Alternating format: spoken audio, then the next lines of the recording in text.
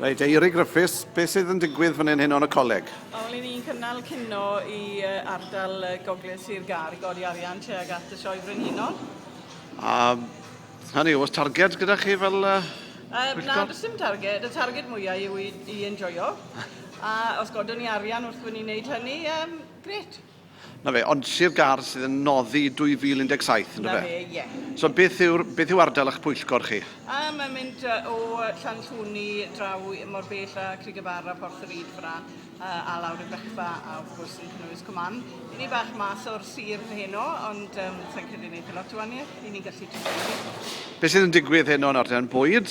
Digon o fwyd? I ni'n cael cino, mae 100 yn dod yma i gael cino heno, a fydd yna raffl hefyd, godi arian, a mae Ale Jones wedyn yn mynd i fod yn siarad o'r gwadd, so fi'n siŵr gewn ni noson hwylus iawn. Reit, dymuniadau gorau chi.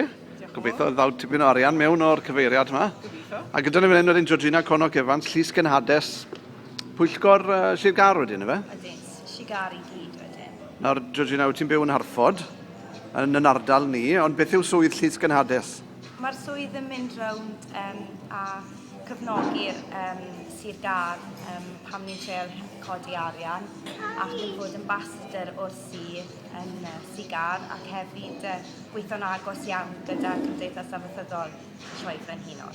So beth arall sydd yn digwydd yn y misoedd nesaf i godi arian? Ni'n gobeithio bydd tractoren yn mis Mai, cyngerdd diwedd y flwyddyn neu dechrau flwyddyn nesaf ac mae sawl peth i gael, so cadw llygaid mas yn y papur journal Sigar, fydd pethau wedi cael ei roi fyny bob wythnos.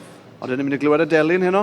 Oedden fi wedi rhoi y delyn i helpu cael rhoi rhywbeth o cyddoriaeth i bobl sydd yn cyrraedd pan maen nhw'n cyrraedd mewn i'r adeilad.